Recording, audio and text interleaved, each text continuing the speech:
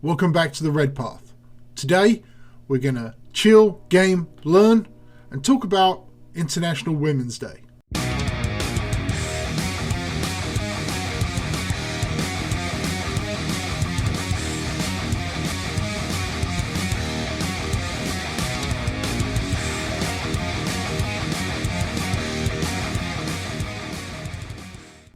So today is Monday the 8th of March and I'm posting this video for a specific reason. It's International Women's Day and I want to talk about that for a little while. But before I do, I want you to go ahead and pause this video and check out the links in the description below. There should be a whole bunch of links to women content creators, whether on Instagram, on YouTube or anywhere else that I've got contact with them, and I'm going to link them all below. There's some absolutely great content creators out there, whether doing battle reports or painting minis or doing interviews with other people in the community. There's just a lot of solid content out there, and it doesn't seem to get the same kind of engagement as a lot of other bigger celebrities, I guess you'd say, bigger personalities in the 40k realm. Now that's more than likely because yes, the hobby has been historically male dominated, but that's changing. And we can use this opportunity to level the playing field a little bit. So yep, go ahead, pause this video. In fact, go ahead and turn this video off until tomorrow. Watch me later in the week. I'm not important right now. So please pause, shut me down, whatever, and check out some of the content creators linked below. Okay, welcome back. Hopefully it's the day after or later in the week. So I know what's happening right now. I know there's some people angrily typing in the comment section or sending me private messages. It happens every time I bring up something that some folks call political. And I want to be very clear on this. This is not a political video. This is not a political statement. This is not a political opinion. I'm not here discussing taxes or telling you who you should or shouldn't vote for. I'm talking about supporting and helping improve engagement for women in the 40k community especially, because that's what my channel is about, 40k. Now, every time I make a comment or make a post or share a meme that supports someone in a marginalized community, like a couple of weeks ago when I shared a meme supporting trans folks, I got, let me check here, I got it written down. So yeah, a couple of weeks ago, I got, well, 5 messages total. It was a combination of comments and messages on the several platforms I'm on, asking me to keep politics out of my channel. And most of them were actually pretty crass and shitty. A couple of them were, you know, more liberal minded, just trying to keep politics out, which to a degree I understand, but I, reiterated my point that this is not a political statement. But on the other hand, I received, well, over 20 messages thanking me. Now, hold on. This is not virtue signaling or anything like that. The point is, I feel that the audience I have appreciates the position I have on things, or don't care. And if you don't care, as long as you're not harming anyone, we can deal with that. But evidently, there are people who watch my videos, who are a part of my community, who appreciated the stance that I take. So I just want to clarify that. And, well, before I do that, let me make it clear. If I provide content to one person who appreciates that I support them, and I lose every other subscriber, I am okay with that. I'm not in this for the money. I'm not in this for any kind of celebrity. Yes, I do have some goals. For instance, I really want to get early access to the Chaos Space Marine Codex whenever that comes out. And I need growth to do that. But the growth I want is within a community of people that help each other, support each other, and are just generally nice people to each other. And there is a subculture in this hobby that aren't part of that. And, they're not welcome here. So if I lose subs, if I lose engagement from this, if I get thumbs down, I don't care. I know that there are people out there that appreciate the message I have. So I'm going to make this very clear. I'm a feminist. I'm an anti-fascist. I support our LGBTQ folks. I support people with disabilities. These are all things which I think are fundamental to respecting human dignity. I don't see this as extreme politics or anything else. I think this is just basic human dignity, quite frankly. And if you disagree with that, well, as I've said before, you are welcome to leave. It's one click away. So I've got some topics here I want to cover, and excuse me if I look at my notes a little bit, but the first thing I want to talk about is why women are important in the hobby. And this is, specifically 40k, but it covers anything to do with, wargaming, miniature wargaming, painting, competitive play, anything like that. So first of all, the first thing I want to point out, women are approximately 50% of the world's population. I mean, that's just a fact. So the reason that's important is we all love 40k, right? Specifically, if you're here, you love the World Eaters. The more people that enjoy a faction, the more popular it is, the more support it tends to get from Games Workshop. I mean, look at Space Marines. Now, sure, there's a little bit of a, cyclic redundancy there in that they promote Space Marines, therefore Space Marines are the most popular. Okay, I get that. But generally, whenever Games Workshop really gets behind a faction, that faction increases in player base, and therefore with an increased player base, they get more model support. With more model support, there's kind of a weird relationship with new models and good rules, which I'm sure we're all pretty familiar with. So if we want more variety, whether it's just more World Eaters models, or we want more Chaos models, or we just want more models and more factions and more armies and more paint selection and more people to play against and more people creating content on YouTube, if we want all this stuff, we need to open ourselves up to the other half of the world, quite frankly. Now, that is just a basic thing. Now, of course, there are actually quite a few women in the hobby. Now, whether they are public about that or they may not feel comfortable going to gaming stores, that's something we're going to cover a little bit later. But as a basic thing, especially for the guys watching this, what does it hurt anything to have women playing the game and hobbying and making videos and all the stuff we enjoy anyway? It's a win for us. At the end of the day, it's a win for us. Not only that, but by having a larger amount of people in the hobby, and in this case more women in the hobby, we also profit because that's more content creators, it's more ideas generators, it's maybe people who will work for Games Workshop or any other, mini producing company or anything like that, and create more cool games because it's more people with brains who can think and come up with cool rules and cool abilities for our units and things like that. It's more people to play against. Something that I've had an issue with, and actually is kind of turning around in my local area right now, but since 8th edition started, there's one person in my town, well, there's two people in my town I can play with. Then within about a 30-minute drive, I've got another couple.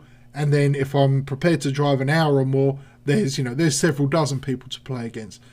But getting a game, even before COVID, was pretty tough. It's been next to impossible just because of, social distancing. I don't really want to, risk catching something or spreading something to someone else. So I haven't been going to tournaments or to the gaming store. But luckily I'm in a position where my co-worker, who I spend almost every night with anyway, is getting into the game. So me and him are going to meet up because we're already, in a bubble. Having more opponents is a great thing. And more women playing means more people to play against. It also means that there will be more commission painters who can do amazing jobs for your armies. If you're like me and you're just not a very good painter and it's something that you can invest in and get these really cool models made for you. So, one more thing to that, by one of the benefits of having, women in the hobby as a whole on an equal level to the amount of men in the hobby, is just think how many times you've tried to bait someone in a Facebook group about why Magnus did nothing wrong. And at this point, not many people buy it anymore. But if we can bring in more women who maybe aren't as familiar with the meme, we can start some great internet arguments, right? Okay, anyway. So one of the reasons that contributes, or several of the reasons actually, that must contribute in my opinion, and let me clarify, I recognise the irony here of a man talking about women's issues and challenges to women on my channel on International Women's Day, which is one of the reasons I asked you to pause and shut the video down, so hopefully you're not watching it on Women's Day. But I do recognise the irony of me explaining women's issues.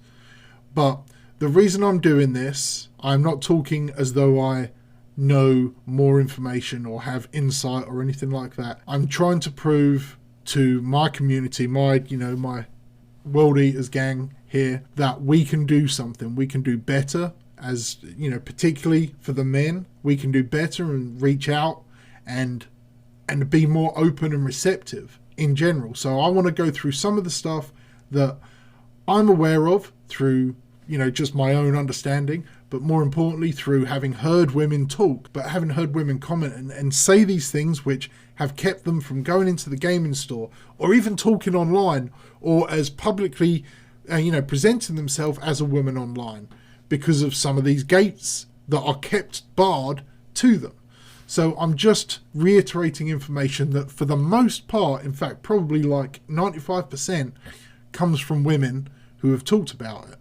So some of the things that affect, and this is not in any particular order of significance, but I'm just going to list them because this is the order I wrote them in, okay? So female Space Marines. This is a hot topic. It's a hot button topic. Anywhere you write the words female Space Marines together on the internet, you're going to get bombarded with people telling you about the law and things like that. Then you'll also get people saying, hey, it's your hobby, you do what you want with it, which is pretty much the correct attitude. However, it is a representation issue. Now, people who look like me, straight cis white guys from the West, we don't have an issue with representation. Our people that we can aspire to be like or idolize or hero worship, however you want to put it, are everywhere. Every comic book hero, every movie stars, authors, fictional characters, there's always white guys. We're everywhere. Space Marines, the Imperial Guard, the art that represents like the Eldar, which is from, I'm not an Eldar, massive nerd or anything, but from my understanding, their society is pretty much equal, on a war footing. Like the male Eldar and the female Eldar both fight, in their forces pretty equally. But in the art, you get quite a large disparity of male-coded Eldar, and just in all the factions where there's kind of like a humanoid representation. Now, I know there are exceptions to this. Obviously, things like Sisters of Battle. The Drukhari have quite a strong female characters, and the witches and things like that. But again, this is not a faction I'm super, knowledgeable about. But Space Marines in general. Space Marines are the posters, the poster boys, essentially, of GW. Now, the law, look, that's not an argument.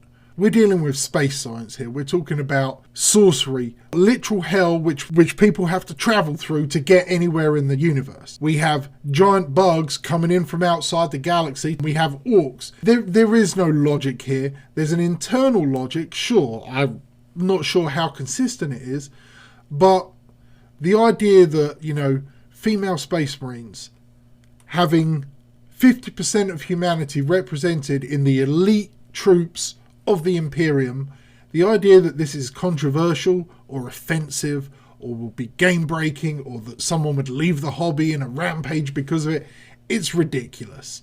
I mean, I understand, there's information out there about why female Marines were never built in the first place. Well, they existed temporarily, but they just didn't sell well. This is, right at the beginning of Rogue Trader, just pre-Rogue Trader. There's images of space adventurers and things like that. But the female models didn't sell as well because, again, this was a hobby marketed and targeted towards young boys, essentially.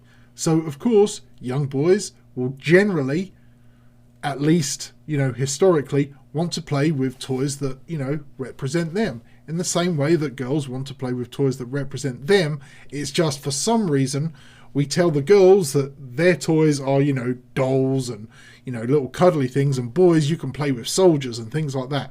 Why can't we have girl soldiers and cuddly boy things? But, that's a completely different story. As people, we like to see something of ourselves in the things we enjoy. So, quite frankly, female Space Marines, I would love to see them.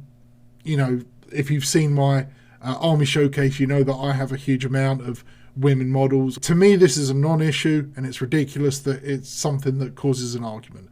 But people feel passionately about it. It's okay to disagree, folks, if you don't like it, because I know some women who would rather keep male Space Marines, and there's good reasons and good arguments for that. But if you are going to comment below about this, keep it civil, keep it respectful, please.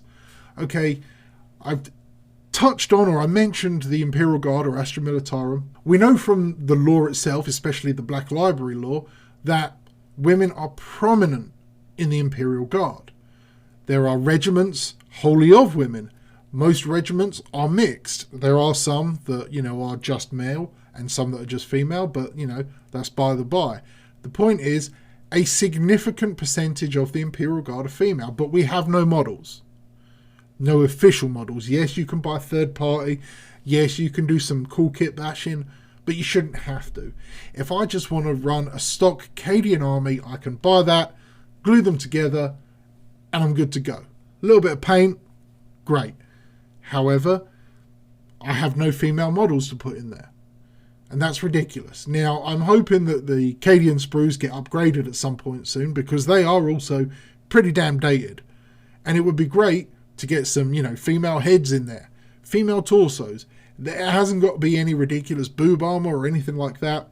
But it's pretty, with the technology that's available today, we can look at model lines from like a Statuesque and Victoria, where it's possible to make a tasteful, decent, obviously female-coded model, and it's not an issue. The next thing that, in my opinion, based on what I've heard and read from women, that really holds back, that really restricts the amount of women we get in the hobby, is the toxic communities. The sexism, the racism, doxing, just the general gatekeeping that goes on. Now, this stuff it's fucking abhorrent. You know, this day and age, it was inexcusable 50 years ago. It was inexcusable 100 years ago. It's always been inexcusable. Treating people as less than is unacceptable. It always has been, but we live in a time where luckily society has at least progressed enough to recognise it. Over the last couple hundred years especially, we've got better, but we are nowhere close to being where we should be in how we treat other people, whether it's their gender, you know, sexual preference, their race. This stuff, we're terrible about it as humans, quite frankly, and we need to be better. And we, as hobbyists, as gamers, as 40k nerds, we don't get a lot of say in how the world is run, in how society manages itself. But we do get a say in how our 40k community is run. So, quite frankly, if you see someone being sexist or racist, or you read the comments online, any of these things, call them out. Like, literally call them out. Say something. Whether you've got any kind of power to block or moderate them is irrelevant. Tell them to stop being a prick. You doing that, and hopefully that will trigger other people to support you and to, you know, back this person down into a corner and make them understand that they are now the minority, which they need to be.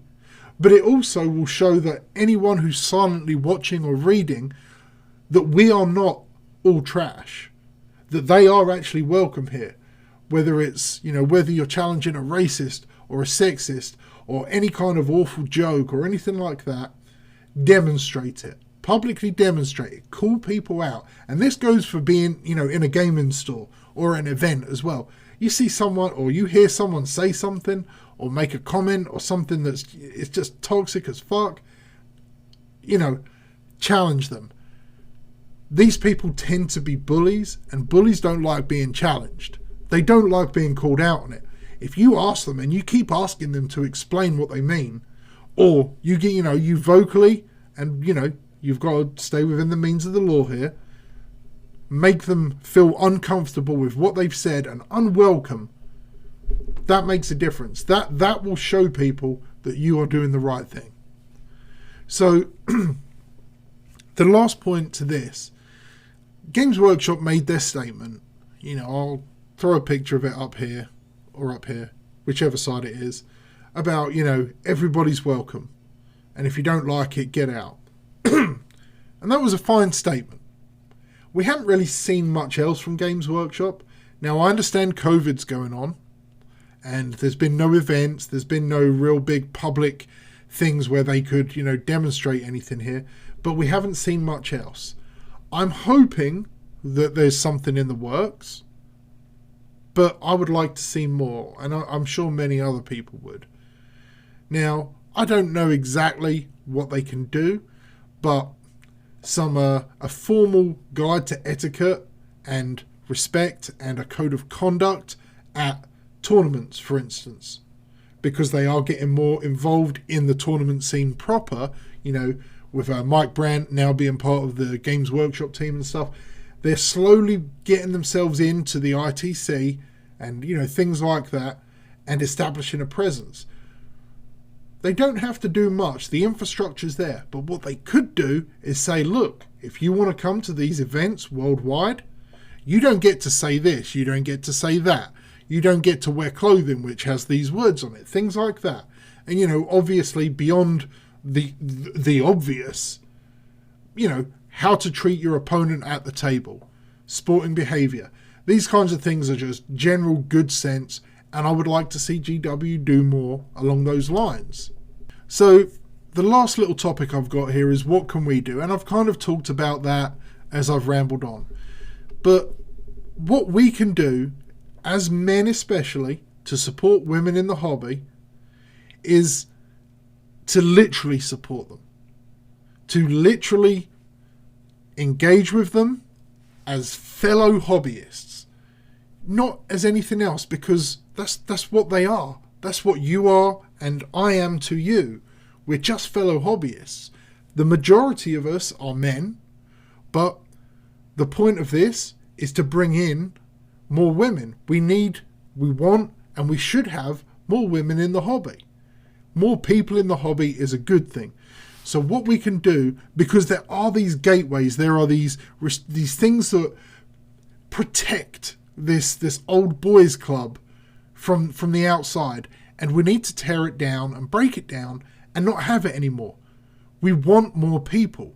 We want women. We want people of colour. We want gay folks. We want trans folks. We want everybody who can come in and put some models down on the table that are painted, please, and play a game and roll some dice and have a laugh and a joke and maybe cry about rolling ones all the time, and then afterwards maybe go for a beer or go and get some pizza or whatever it is you like to do after a game of 40k.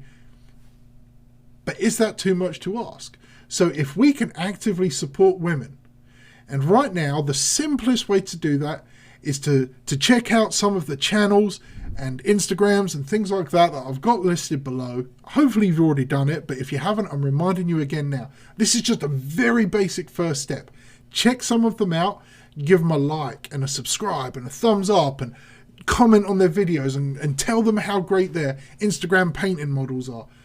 Just do things like that, because regardless of it feeling like not doing much, in the first case, the algorithms that make someone popular are driven by that kind of engagement, by the like, subscribe, comment.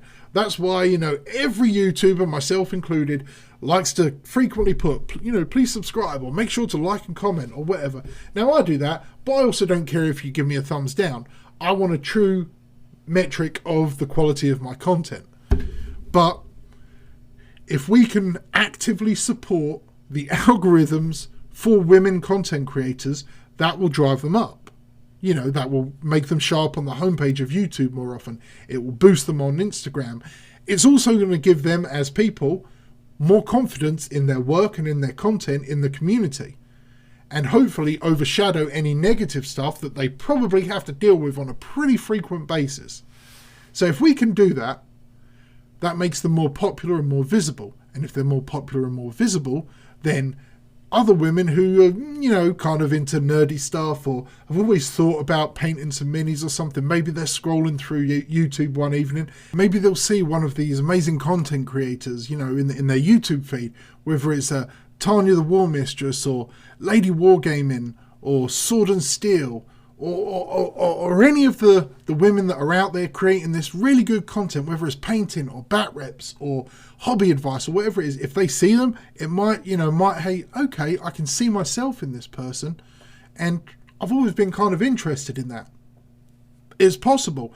I mean, I can't remember exactly what got me into 40k when I was a kid, but I know some of the things that got me back into actually doing the hobby, round about the start of 8th, the end of 7th edition, was going online and watching some bat reps. I think it was Mini Wargaming, and just seeing Mini Wargaming Dave have all this fun. I don't know Dave, other than through the videos and stuff, but I was like, man, I something identified. Now, it turns out we're both massive World Eaters fans, so I think there was a bit of a mental connection there. But just the fun he would have on the table, I was like, I've got to get back. This is for me. This is something I need to do. So if we can provide and help boost women so they can have that influence, they have the opportunity to be seen and heard by more people, and especially by more women, that's a great thing. It's a good start. The next thing we can do, as I've talked about previously, is to call out toxic behavior. Obviously, we're talking about, sexism and racism and things like that. But if you're not completely comfortable with that, you need to understand that you don't need to be a progressive, which is what you'd probably call me, to be human, to treat people humanely and with dignity. This is not a political statement. As I pointed out at the beginning, this is not a political thing. Treating people fairly, humanely, and with dignity should be a fundamental principle of how a good person lives their life. So if you don't feel comfortable calling out someone on their bullshit, have a think about that. Have a think. If someone is bullying you and for whatever reason you don't feel that you can stand against them because they're physically more physically intimidating than you, or they have authority on their side or anything like that, wouldn't you like someone to step up and help you? Now, I understand how that sounds, that, maybe women are small and meek and things like that. That's not what I'm implying. What I'm saying is women are vastly more targeted by, abuse, quite frankly, whether it's verbal, physical, sexual, anything else, and are therefore going to be more likely to stay away from something that is, quite frankly, male dominated, and that's understandable, and we need to change that. So when you see these things happen, the jokes about, I don't tell my wife about the $500 I spent on Games Workshop, that's fucking awful.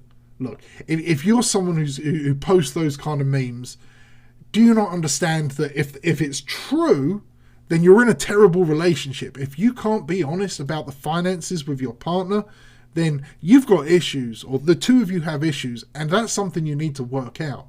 But it's just misogyny. It's just a joke, isn't it? It's a joke. It's fucking hilarious. No, it's not. It's terrible. It's antiquated.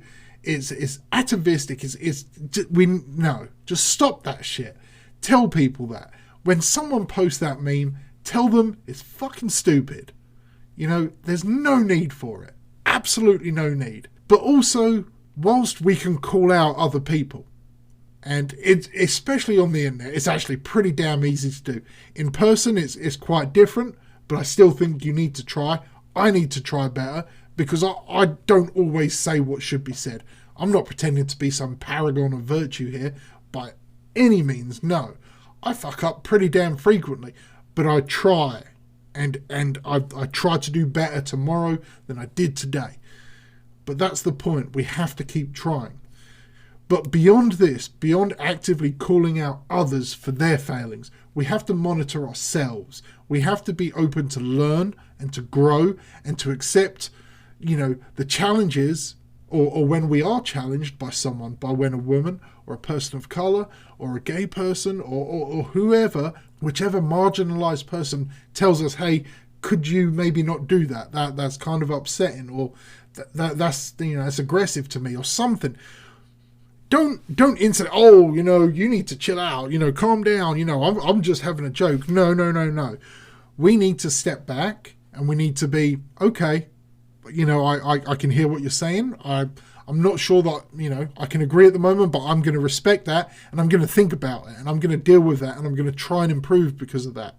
And even if look, as a guy, I understand it took me a long ass time to get this. When someone tells you something and you disagree with it, it's hard to not say you disagree. It is. To weigh in with your opinion, to make your statement, to make your thoughts known. It's hard to not do that. But sometimes we've just got to shut the fuck up. We do. And if we are going to truly help grow this community to be more inviting and inclusive to people, we have to be able to shut up sometimes. And again, I absolutely recognize the irony in me saying that right now. And I apologize, but at the end of the day, I've got a pedestal, I've got a platform here, I've got an ability to reach out and hopefully change some minds. And that's what I'm trying to do. I want to make people, you know, just be a little bit better. If I can make a couple of people be 5% better, then this video has been worth it, quite frankly. For all the hate bullshit I'm going to get and have to deal with, and the comments I'm going to have to moderate, it'll be worth it if a couple of my subscribers or a couple of people watching this, you know, they think, okay, I kind of understand a little bit now. So I'm going to kind of maybe change my attitude just a little bit. That's going to have a snowball effect. And I'm hoping that is a consequence of this. So we need to consider, especially as men, our behavior.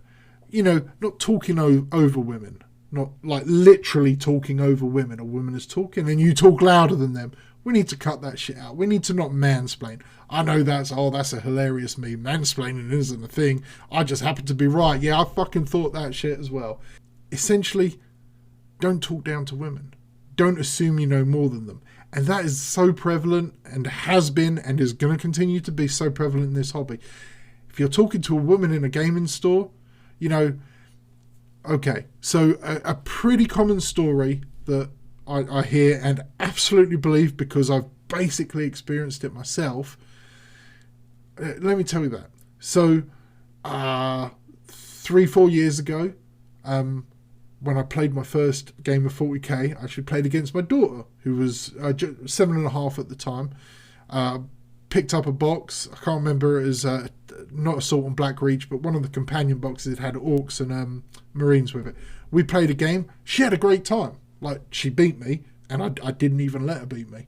She beat me, and so we was on like a mini weekend away somewhere, and me and her went into a Warhammer or Games Workshop store as it was back then, and we walked in, and I didn't need anything. I'd ordered some. I had some Marines at home I was paying, and I wasn't actually looking to buy anything. But you know, she wanted to look for some orcs. You know, I was going to buy like a little squad of boys or whatever, and the person in the store, the employee or the owner, whatever, came up. It's like, hey, can I help you? I understand he talked to me as the adult. I'm the one with the money. I get that. I was like, no, I'm just looking. Oh, okay. Just walked away. My daughter's there looking, wants to get some orcs. He could have addressed her. Now, I understand in that situation it's probably more likely because as a child, but then I'm thinking, okay, it's a toy store basically. You want to sell to the kid. But I have the feeling that had she been my son, or if my son was a lot young, if he had been young enough back then to be that kind of susceptible, then, oh, you know, hey, little buddy, you know, you like these guys? These are cool. I'm pretty sure that would have happened. But a common story that I hear, you know, being ignored in the gaming store, you know, maybe going in with their partner, their boyfriend or their husband or something, and the man is automatically looked at and engaged, and, you know, we're doing the sales pitch. I've got you. I'll do anything I can. Women could be, you know, equally, if not more, interested in the hobby. The husband might be there, or the boyfriend might be there as the tag along, as just, you know, coming with me, so, you know, so I don't buy anything stupid, you know. Okay, I need to wrap this up now. But the final thing is, look, if you're in a gaming store or in a chat room or in a Facebook group or whatever, and a woman joins, just be nice, be pleasant, introduce yourself, ask them if they've been in the hobby long. If they have, great. That's someone you can engage with. That's someone you might be able to play a game with. If they've not been in the hobby long, okay. Is there anything you could do to help them? If not, that's cool. Women in the hobby are, basically the same as men in the hobby. They're people in the hobby. We're all in the hobby. We all have a problem in buying too many models and not painting enough of them. That's a universal constant. That doesn't change. That's the common theme, the thread that ties us all. And we've got that in common. We don't need anything else. We could disagree on whether Magnus was wrong. He was pretty wrong. We could disagree on a lot of things. I mean, none of us disagree on Erebus needing to get his head smashed in. I mean, we're all good on that one. But these are the things that it's okay to disagree with. The things that it's not okay to disagree with is who can come in and be welcomed into a local gaming store, and who can sit down opposite me at the table. If you're a good person, no matter what you look like, we can play 40k.